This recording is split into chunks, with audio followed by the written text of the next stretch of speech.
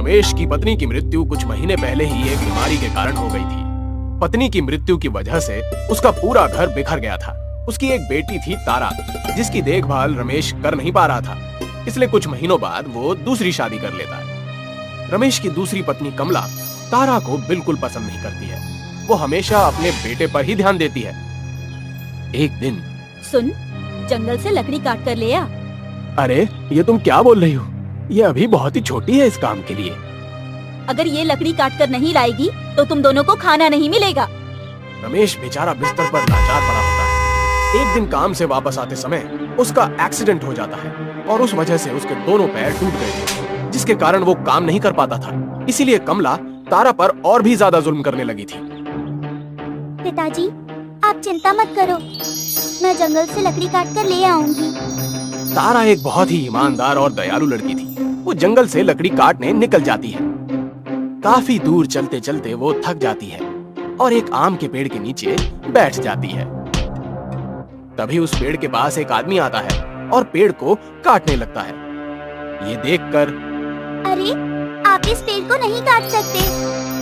हट जाओ मेरे सामने से, नहीं तो मैं तुम्हें भी काट दूंगा। मैं आपकी शिकायत राजा जी से करूंगी।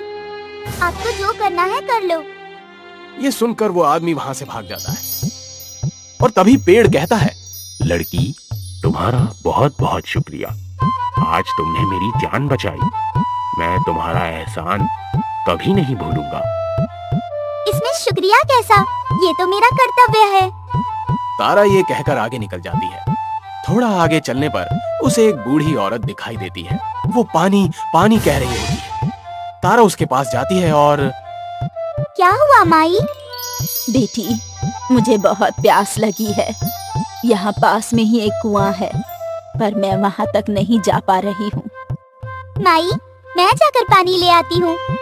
उसके बाद तारा उस कुएं के पास जाती है और पानी निकालने के लिए बाल्टी डालती है कि तभी, लड़की, तुम मुझसे पानी नहीं ले सकती। पर क्यों? तुम्हारा कर्तव्य है राहगीरों की प्यास बुझाना।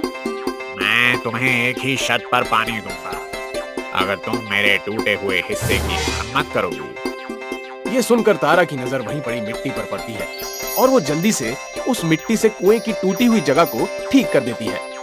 ये सब देखकर कुआं खुश हो जाता है और, तुम्हारा बहुत बहुत धन्यवाद। मैंने यहाँ आने वाले कितने लोगों से कुएं को ठीक कराने को कहा, फिर भी किसी ने मेरी बात नहीं मानी, पर तुमने कर दिया। तुम्हारा फिर से धन्यवाद। उसके बाद तारा पानी लेकर बूढ़ी औरत के पास जाती है और वहां उन्हें पानी पिलाती है।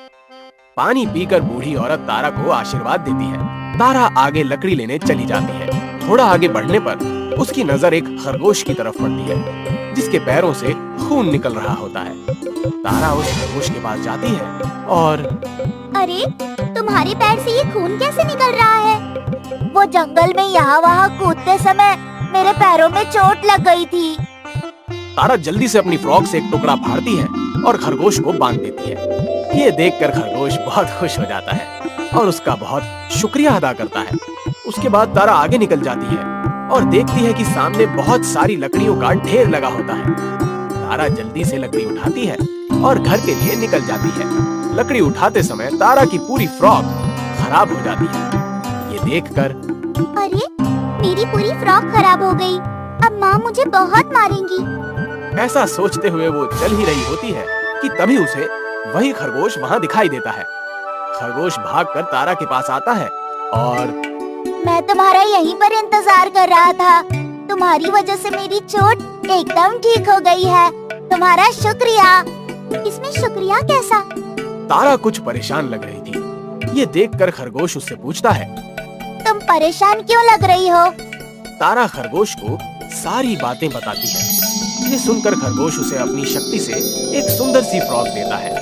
ये देखकर, ये कैसे हो सकता है? मैं एक जादुई खरगोश हूँ। खरगोश तारा को अपने जादू से बहुत सारा सोना और पैसे भी देता है। तारा खरगोश का शुक्रिया करती है और घर की तरफ निकल पड़ती है।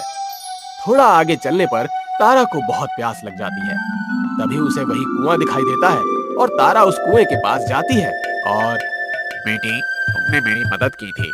तुम मेरे कुएं से मीठा पानी पी लो। तारा पेट भर के पानी पीती है और आगे घर की तरफ निकल जाती है। आगे चलने पर तारा को आम का पेड़ दिखता है जिसे एक आदमी काटने आया था। तारा को बहुत भूख भी लगी होती है। तारा आम के पेड़ के पास जाती है और तारा को देखकर वो पेड़ कहता है, बेटी, तुमने मुझे उस आदमी से बचाया था। ये लो मेरे मीठे मीठे आम और अपनी भूख मिटाओ। तारा पेट भर कर आम खाती है और कुछ आम लेकर घर चली जाती है। घर जाकर तारा देखती है कि उसकी सौतेली माँ कमला उसके पिता से घर का काम करवा रही होती है। ये सब देखकर तारा भागकर अपने पिता के पास जाती है और उनके गले लग जाती है। तभी कमला की नजर तारा पर पड़ती है और अरे, इसके पास इतना सारा सोना चांदी और ये कीमती कपड़े कहाँ से आए? उसके बाद तारा अपने पिताजी को अपने साथ हुई घटना के बारे में बताती है। ये सब सुनकर रमेश तारा को गले लगा लेता है। अगले दिन कमला भी अपने लालच को पूरा करने के लिए रमेश से लड़ाई करके अपने बेटे के साथ उसी जंगल की तरफ निकल जाती है। उसे वो आम का पेड़ दिखता है। तभी वहाँ एक आदमी आता है और पेड़ को काटने लगता है। कमला और उसका बेटा उस आदमी को हटाने की कोशिश करते हैं। तभी वो आदमी कहता है, हट जाओ मेरे रास्ते से, नहीं तो मैं पेड़ के साथ तुम दोनों को भी काट दूंगा। यह सुनकर दोनों डर के मारे भाग जाते हैं। थोड़ा आगे जाने पर दोनों को वही कुआं दिखाई देता है और दोनों को बहुत प्यास भी लगी होती है। कमला कुएं से बेटे को पानी लाने को कहती है। उसका बेटा बहुत आलसी था, इसलिए पानी लाने से मना कर देता है और कमला खुद कुएं से पानी निकालने जाती है। और तभी तुम्हें पानी तभी मिलेगा जब तुम मेरे कुएं की मरम्मत कराओगी। ये सुनकर कमला और उसका बेटा गुस्से से आगे निकल जाते हैं। तभी दोनों को एक खरगोश दिखाई देता है जिसे चोट लगी होती है। खरगोश मदद के लिए बोलता है तो कमला उसे गुस्से से उठाकर तालाब में फेंक देती है। एक तो पूरा दिन बीत गया, सुबह से भूखे हैं और जो देखो मदद मांग रहा है। थक हार कर जब दोनों जंगल से वापस जाने लगते हैं तभी दोनों को वो खरगोश दिखता है और वो एक सोने के खरगोश में बदल जाता है। ये देखकर कमला जैसे ही खरगोश के पास जाती है तो वो खरगोश भाग जाता है। उसके बाद कमला अपने बेटे के साथ कुएं से पानी पीने जाती है तो कुआं दोनों को पानी पीने नहीं देता।